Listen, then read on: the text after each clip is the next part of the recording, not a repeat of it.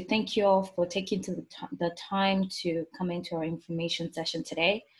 My name is Simisola Adewunmi, and I'm going to be talking about the Canadian study visa.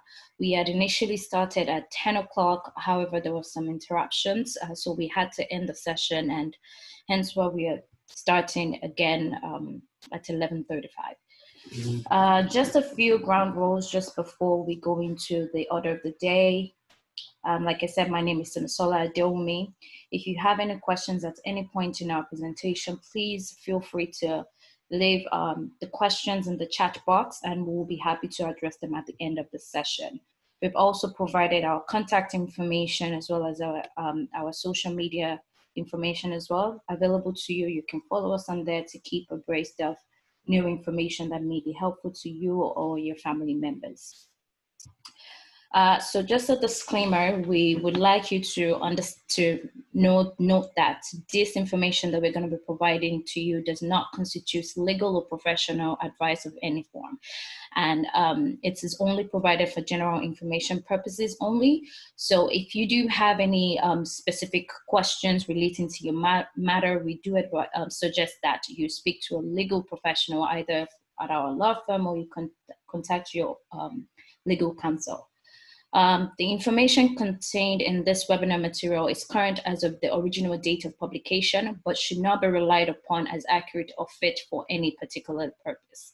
So like we said, this information session is not to constitute any solicitor-client relationship. It's only for general information purposes only. And some of this information is also available on CIC website, which we can also provide a link to this information in our chat box if you want that as well. So a bit of the ground rules to ensure that this information goes as smoothly as possible. We ask that the participants stay muted during the entire process. Upon entry, the participants will be muted, but it is your obligation to also make sure that you're muted throughout the entire process.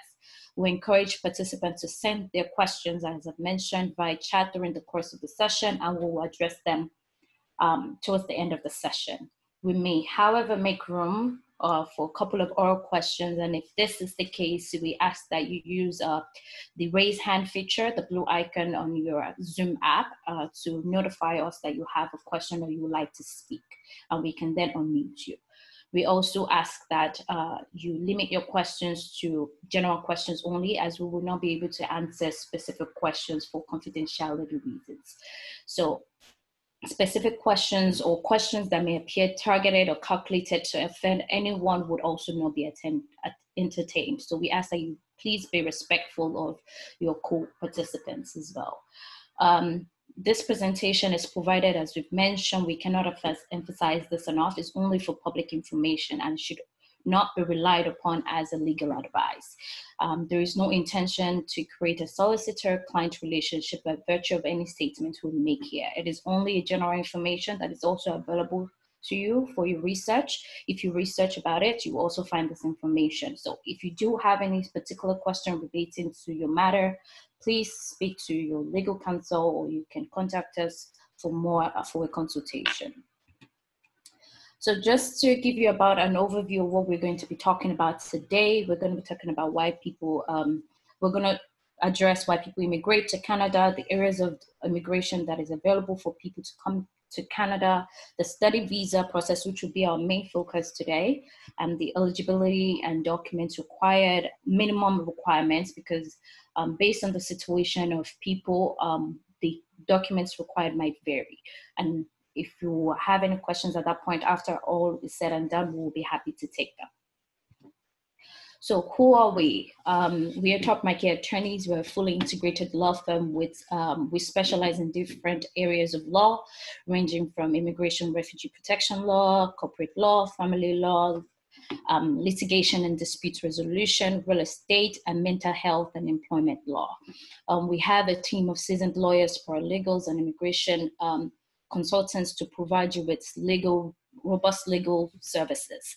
In addition to the practice areas that I've mentioned above, we also, our area of immigration matters are not limited to just refugee protection only. We also do immigration appeals, judicial review, admissibility hearings, skilled immigration, spousal applications, pre-removal risk assessment applications, and humanitarian and compassionate applications.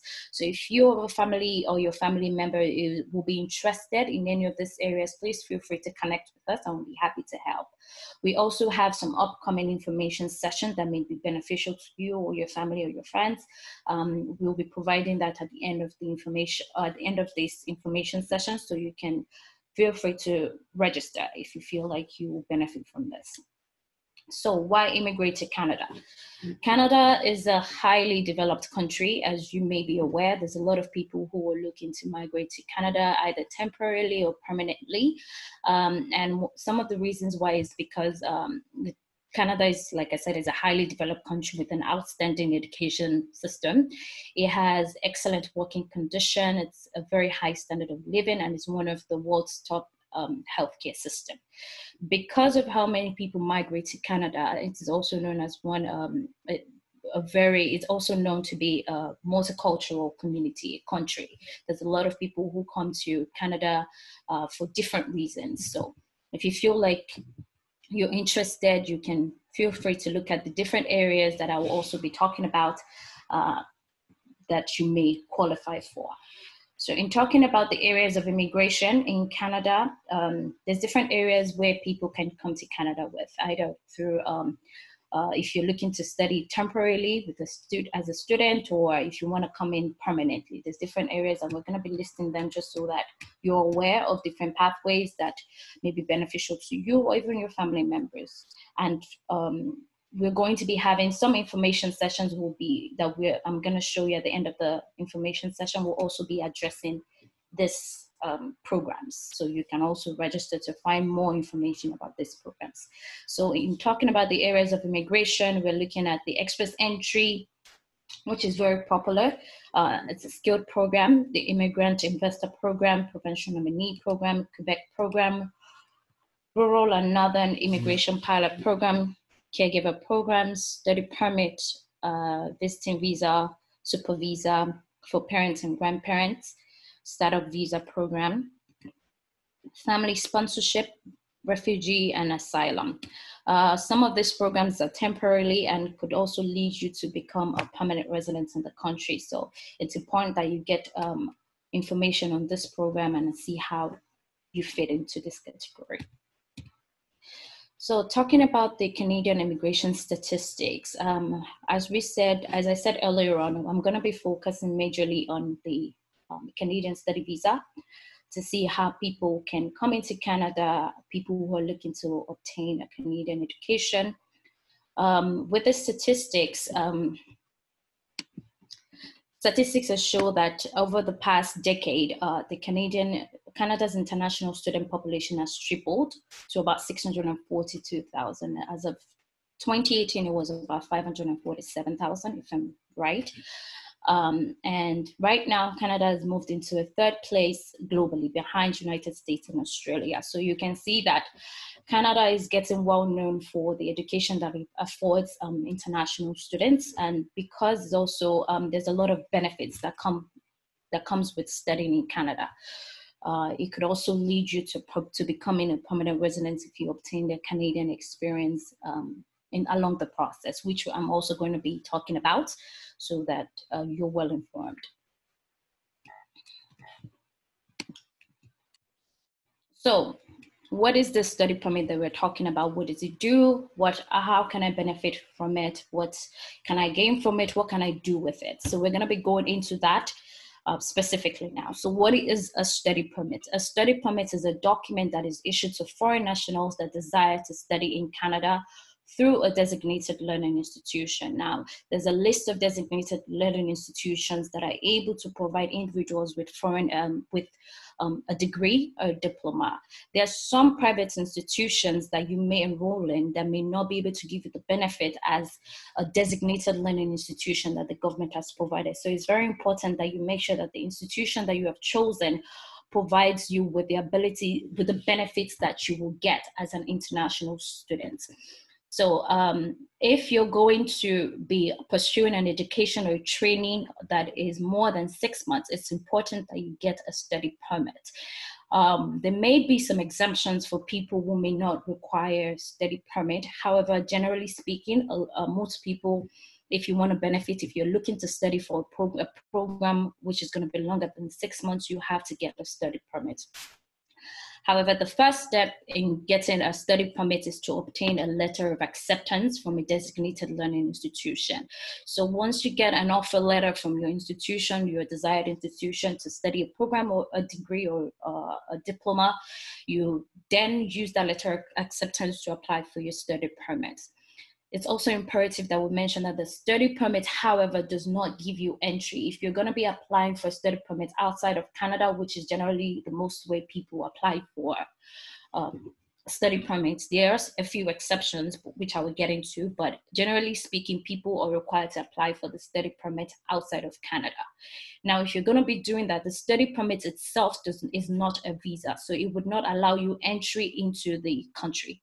You have to get a temporary resident visa if you're not from a visa-exempt country.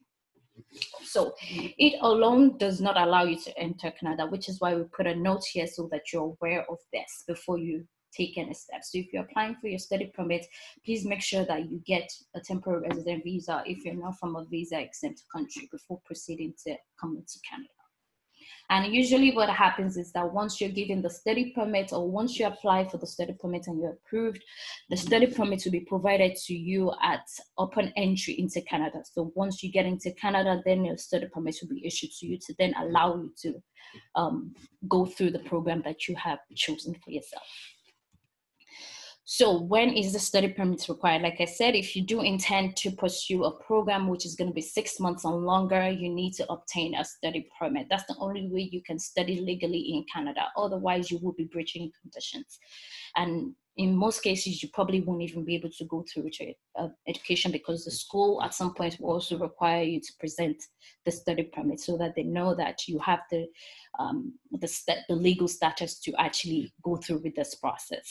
As I mentioned earlier, there are some exemptions from requirements of study permits, which is that registered Indians in Canada, members of the foreign armed forces on official duties in Canada, family or staff of foreign representatives in Canada accredited by Global Affairs Canada, minor children in kindergarten, minor children in preschool or secondary school with a parent who already has a study or work permit. So if you do fall in this category, you may be exempted from the requirement of study permit. Besides that, everyone else is required to have a study permit if you're going to be studying for a program that is longer than 6 months. Now, how do you apply? You've decided that you want to come into Canada, you want to apply for study permits, that's the path that you want to go. How do you do this? How do you start the process? The first thing that you need to know is that you can apply either through online or in paper. We're going to be talking about the minimum requirements that you need. This is just general information. Like I said, individuals in different situations might require different documents. So this is not a shoot size fit all. You have to make sure that your own situation, the documents you're providing fits your own particular situation. But we'll look at the general requirements so that you're just informed of the important things that you need to be aware of. So like I said, you can either apply online or in paper, depending on how you apply. The processing time may differ. So the online application or the paper application, whichever way you choose, they're both good ways to apply for study permit. However, the processing time may differ depending on the online, whether you choose to go through online or in paper, but not so much, just that online applications are faster than paper application. But it doesn't mean anything as to how the outcome of your application, if you're applying, it doesn't mean you're going to be approved more than if you were to apply in paper. So this is just whatever fits your position. If you want to apply online, you can do that. If you want to apply in paper, that's also good. You have to make sure you're applying to the correct VAC so that your application is processed accurately. So talking about the documents required for your study permit, as I've said, this is just the general information, the minimum requirements. You might require more documents than we put up here, but again, it's tailored to your situation. So for generally, everyone will require a proof of identity. So a valid passport that is at least longer than 6 months is going to be required. You need to show proof of funds. The Canadian immigration system wants to see that you can financially support yourself, not just for a period, not just through the benefits that you get with the study permits, the ability to work, but even prior to that, they want to see that you can fund your studies at least for a period of 1 year. You can cover your living expenses for yourself. If you do have additional members, you can also cover the expenses for them. If at any point in time you have a question, please, like I said, feel free to drop the questions in the chat box below, and then we'll be happy to address them once we are at the end of the session. So talking about the proof of funds, like you have to make sure that you have enough funds to support yourself. And the proof of funds may be, I'll go into the details more in the other slide, just to talk about it. If you're looking to study outside of Quebec, there's a requirement that you need to have, at least if you're an individual coming to Canada, you need to show that you have $10,000 for your living expenses. You can have more than that. This is just the minimum requirement, and this is excluding the tuition of your studies. First family member that is going to accompany you you need to show additional $4,000 Canadian dollars. Every additional accompanying family member, you need to show 3,000 Canadian dollars. So in total, if you are applying for yourself, your family, or to yourself and your spouse and your child, you're looking at 17,000 to show as proof of living expenses, in addition to the tuition fee that you'll be required to show. So if you're enrolled in a program, for example, and the program say it's going to cost about 10,000 for 1 year, you need to show that you have, in addition, and you're coming with your child and your husband or your wife, whatever the case may be, you need to show at least you have 27,000 Canadian dollars to be able to cover this living expenses. One thing that I would also like to bring to your attention is that when you're looking at the financial requirements, your source of income has to tally with your financial statements. So you cannot have employment where you're earning, say, $1,000 Canadian dollars a month, and in a year that's about $12,000, and then you've only started working for about a year or two, and then you show financial statements that shows that your account balance is about maybe 50,000 Canadian dollars. There's a discrepancy there. So you need to explain all of that. If it is true that you have that amount of discrepancy, maybe you are engaged in other businesses and all of that, you need to include all of those documentation with your application to show that your source of income tallies with your financial. Makes sense. It makes sense. That's what they want to see, not that odd numbers that would throw people off and make your application sketchy. Okay. And this information, like I said, is also available on the the Citizenship Immigration Canada website. So you can also go on there and check in case you need to have access to this. It's also available on there. Now, this is for people that are looking to study outside of Quebec. If you're looking to study in Quebec, however, the fees are slightly different. So as an individual, you're looking at 11,000 Canadian dollars. In addition to your tuition fee, the first family member 18 years or older, you're looking at 5,000 Canadian additional fee. First family under the age of 18, you're looking at 3,800 Canadian dollars. Every additional accompanying family member, you're looking at 5,000 Canadian dollars, about 5,125. Every additional accompanying family member under the age of 18, you're looking at 1,903 Canadian. So if you're coming with family members that fit into this category, you need to make sure that you have enough money that meets this requirement so that your application can be at least assessed based on the documents that you provide. Okay. The study permit fees and the processing time. Like I said earlier, the study permit processing time depends on your country of origin, or where you're from, or where you're applying from, and how you apply. It could vary between 10 days to 4 months, depending on where you're applying from. So if, for example, you're applying from South Africa, the processing time for study permit application is about 18 weeks. If you're looking to apply from India, you're looking at 3 weeks processing time. If you're looking to apply from Nigeria, you're looking at about 7 weeks processing time.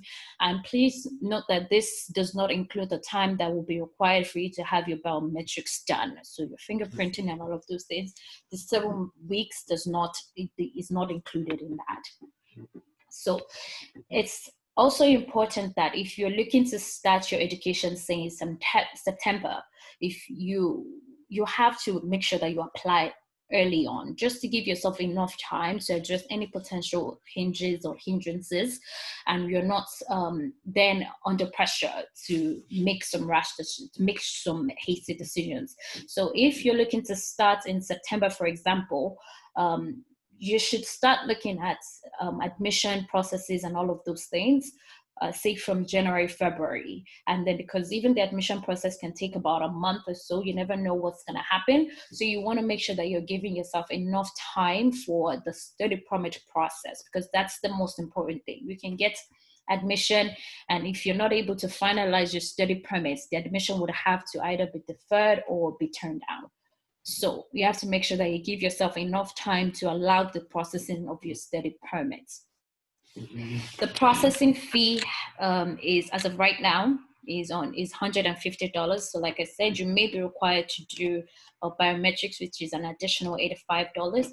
However, if you're applying online, you will be informed the total fees that you'll be required to pay. And obviously, this also depends. This fee is an individual application, so it's just one person who is applying for a study permit. If you do intend on coming with your family, you also have to pay the additional fee for a visiting visa. Okay. So say you applied for your study permits, everything goes well, you get your approval. What is the next thing? What do you expect with the study permits? What are the benefits of it? So you're prepared to move to Canada. You're now in Canada. What can you do with your study permits? The good thing about studying in Canada is that as an international student, you have the opportunity to work while you're in school. However, there's a caveat, and you can only work up until 20 hours during the school session. So say from September to December, January to April, during those periods, you can only work 20 hours during the school session. If, however, you're on holidays, maybe during summer period or Christmas breaks, you can work 40 hours during the holidays. There's no issues with that. And one of the other things that comes with study visa once you're an international student is if you're married, your spouse may also be entitled to an open work permit. However, that open work permit would not be longer than your own study permit, because the open work permit is based upon your own study visa. So that's also one of the benefits of that. So you have your study permit. What is expected of you? Unfortunately, immigration, or fortunately, you may think there's some responsibilities that you have to carry out, you have to uphold. Some of which we've listed here. So in order for you to fulfill the requirements and also possible make the pathway for you to become a permanent resident a smooth one, you have to show that you made progress towards completing your program. Every time you change your school, you have to make sure that you inform IRCIC. You can do that online. You have to respect the conditions that are listed on your study permit. So take a look at your study permit and make sure that the conditions listed there, you're following them to the T.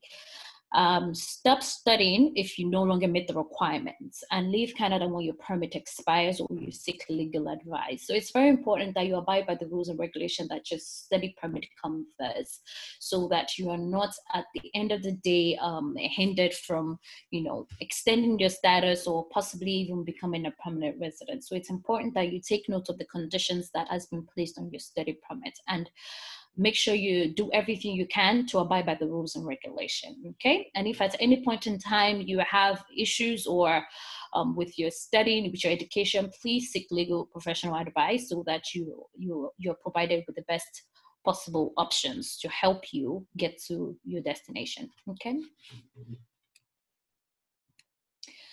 So you have to take leave from studies. Sometimes we realize that people take leave from studies for one reason or the other, whether it's legitimate, whether it's a needed leave, or you're just overwhelmed with school, you don't know how to cope, all of those things. Unfortunately, when immigration gave you a study permit visa or your study permits, they do not expect that you will be taking leaves. Their focus, their expectation of you is that you're coming here for a goal, which is to complete your studies, and you're doing everything to make sure that is done. Now, we don't understand there's some situations that may, unforeseen circumstances that you haven't planned for or envisioned that may arise. In such situations, and you need to take a leave from school. In some situations, in those kind of situations, you can only take up until 150 days leave from school. And that has to be with school's authorization. So you can't just decide basically that, okay, this semester is not going as well as I thought, or I don't feel like going ahead with this session. I'm tired or whatever. I'm going to just take a break for the next 1 year. I just want to work. You will be at risk of breaching your conditions, your study permit conditions, and also potentially ruining your chances of even becoming a permanent resident or even getting a postgraduate work permits. So it's very important that if for any reason you have to take a leave from school, make sure it's no more than 150 days and you get the school's authorization before you take that step. If for any reason you have to stay, it has to be more than 150 days. You would need to change your status from a student to a visitor, or you would have to leave Canada and then come back once everything is sorted out. There's some extenuating circumstances that immigration has put on their website as conditions that may require someone to take 150 days or a leave from school. Not specifically, maybe not up to 150 days, but those circumstances could range from maybe a pregnancy, death, family emergency, strikes from school, mental issues, and all of those things. Those are things that may be valid reasons enough for you to be able to take a leave from school, but they're not exhaustive leaves list. So it's up to you to decide whether or not, to come up with your situation. No one else knows your situation better than you. So it's up to you to explain your situation and make your case before the immigration if you had to take a leave from school. But if there is no need for you to take a leave from school, just go ahead and complete the semester or the year or the diploma or degree that you have come for, and so that you're not ruining your chances, because it's such a waste when you've spent a lot of time and resources in coming to Canada, and eventually you spend all of that money, and for some reason you're not able to even get to the final destination, right? So make sure you seek professional counsel if for any reason you had to take a leave from school and you were well informed. So how long is your study permit valid for? Your study permit is valid for as long as the length of your program, plus an additional 90 days. So if your program, for example, is about 2 years, and your 2 years, you're done with your program, maybe you started in 2017 and you're done in June of 2020, for example, in that case, your study permit will be valid up until June plus an additional 90 days. So you have to make sure that whatever decision that you want to make, if you do intend on getting a work permit, you apply for that before the expiration of that 90 days. So if you're looking to extend, or maybe I'll go for another program, make sure you apply for the new study permit before it expires or before the 90 days.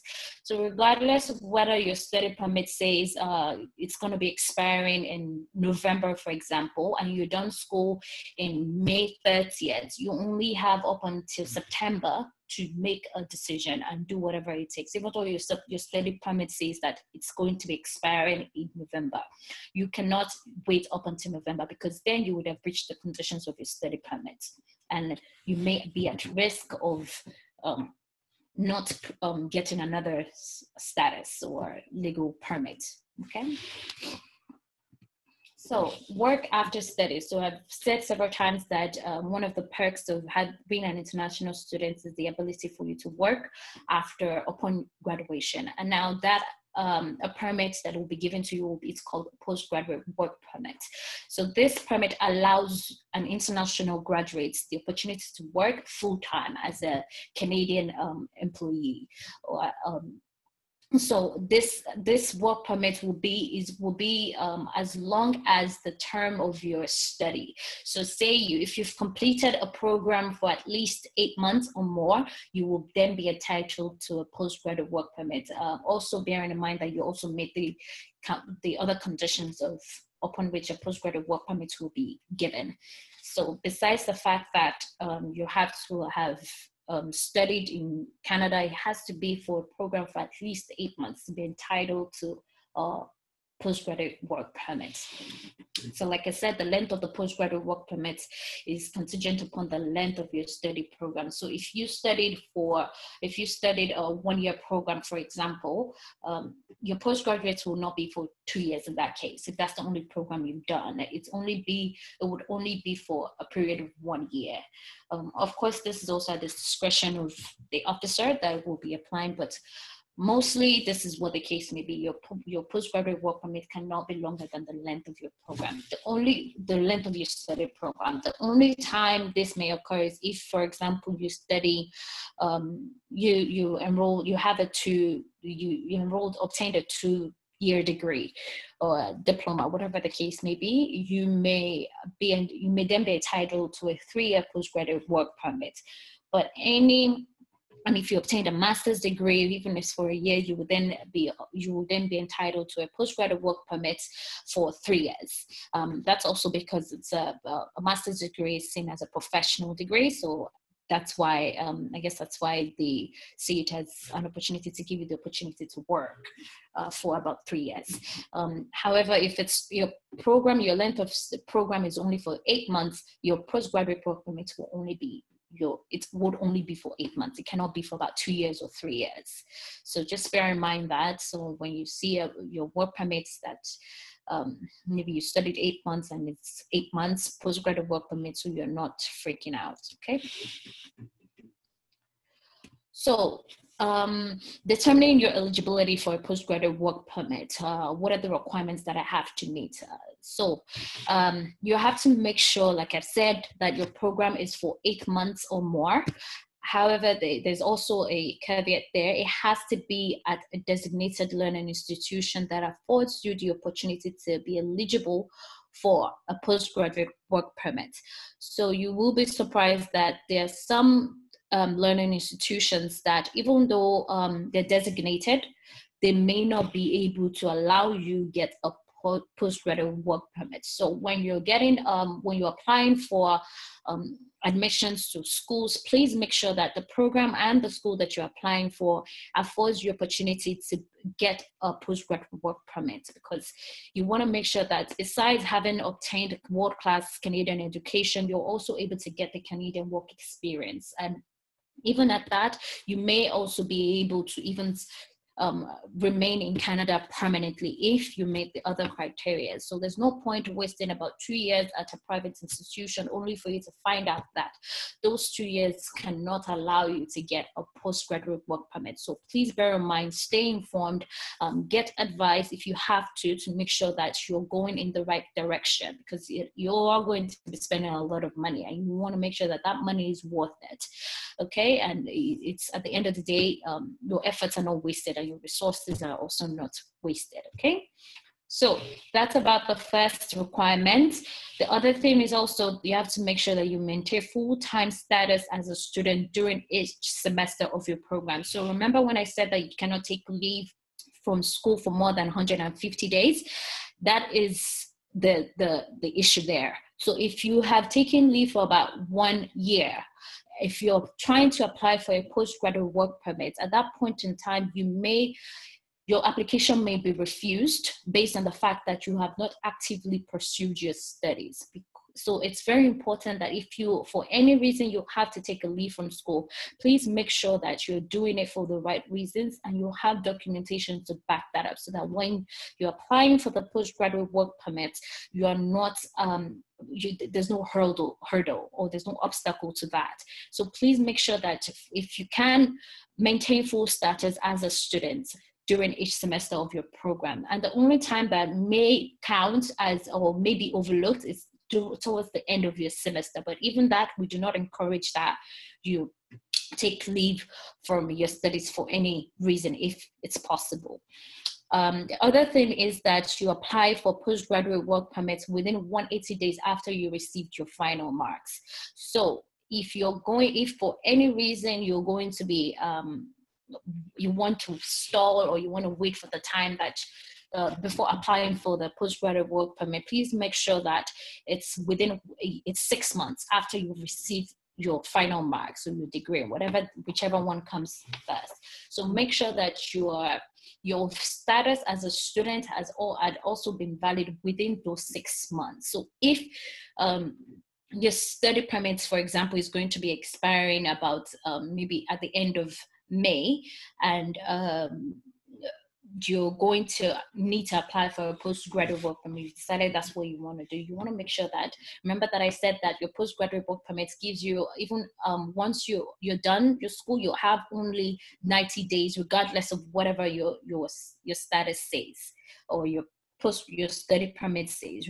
Make sure you apply within the time, within 6 months, and within the validity of your study permit, so that you are not at risk of being rejected. Okay. So this is the part where might cause trouble, and if you're not happy. We all don't like refusals or denial or rejection and all of that. However, there are some cases where applications are refused for one reason or the other. But it is not the end of the world. If your application has been refused for whatever reason, please seek legal advice if you're not already engaged in one. It's important that you address the concerns that the reviewing officer might have had while looking at your application. So please seek for professional help if you're not already engaging in one, so that way you're properly guided and you can apply for a fresh application. Even if you decide to do it yourself, just make sure that you're guided and you're well informed about the things that you need to do before going ahead with the new application.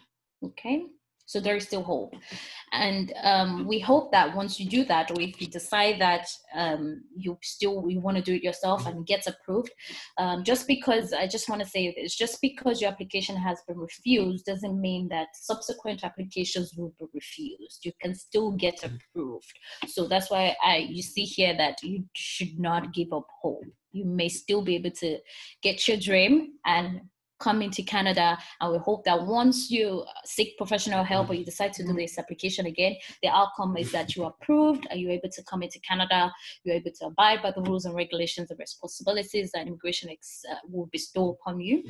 And at the end of the day, you possibly become a permanent resident at that point in time.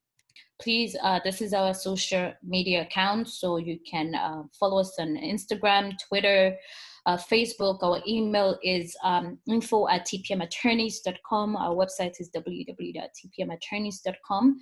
You can also subscribe to our YouTube channel to also stay informed of our upcoming sessions. So we're going to take the break now, and then we'll be back to address your questions. Okay. So someone is asking, on family application, is the prospect of being approved brighter with only one partner applying first and the second joining later in order to address the common CIC's claim of not having enough ties back home, having met all other conditions, or what is the best way to address this claim? So I'm just going to read that question again, just because it's long. On family application, is the prospect of being approved brighter with only one partner applying first and the second joining later in order to address the common CIC's claim of not having enough ties back home, having met all other conditions, or what is the best way to address this claim? In this situation, it depends on the reason why. If you were refused before, it depends on that. And also, it would be better for the partner. I'm not sure what the second partner is going to be applying. Is it a visiting visa or work permit, whatever the case may be? It will be better for the partner to apply first, and then the second can join once the person has met once the first person has obtained the study permit. However, this is also making sure that you also meet the other requirements and you provide all documentation to also support your ties, like you said, back home. Somebody is also asking, do you mean not all DLI allows for work permit? If not, what is the additional criteria? So, I mean, there's two types of the work permit that we're talking about here. So if you're referring to as a student, you automatically have the ability to work 20 hours per week. So you don't have to apply for work permits, an additional work permit in that case, except you're doing a co-op. Maybe one of the components of your study requires you to participate in an internship, then you'll have to apply for another work permit. However, if you're just in school for the 2 years straight, no internship related program, then your study permit will give you the opportunity to work regardless of the institution that you're in. However, upon your graduation, the postgraduate work permits that you may be entitled to, there are some institutions that does not allow, will not make you eligible for a postgraduate work permit. Sometimes it could be because the institution is not allowed to provide the degree or the diploma that would enable you to apply for the postgraduate work permit. So you just have to make sure that the learning institution, like I said, that information is also available on CIC, so that you can also take a look at the designated learning institution you may be interested in, and make sure that they can award postgraduate work permit. There's 2 columns there, so you'll be able to know whether that institution can award postgraduate work permits. So the additional criteria, like I said, you have to make sure that you're in you are fulfilling the conditions of study permit, you've enrolled in a full-time studies, you apply within the time that is required for you to get the postgraduate work permit. Someone says, I saw a statistics that showed about 80% of Nigerian applications were denied in 2019, including majority that was submitted by professionals. So what could be the reason for these numbers? I mean, this rate of denial is not only applicable to Nigerians, it's actually even African countries. And even, believe it or not, even though there's about 80% of Nigeria applications, the statistics is actually looking more promising right now, because it's changing. So people are looking to, and this also could be as a result of documentation or even previous breaching of conditions, whatever the case may be, but we cannot really address why that is. But we do know that right now they're looking at the statistics is changing. People are looking at, the immigration is looking at a platform where even Nigerians have a faster stream to apply for study permits. So we believe that would be overturned soon. If my spouse and son visas are refused, does it affect decision on mine? So, I mean, you have to put in your own application first.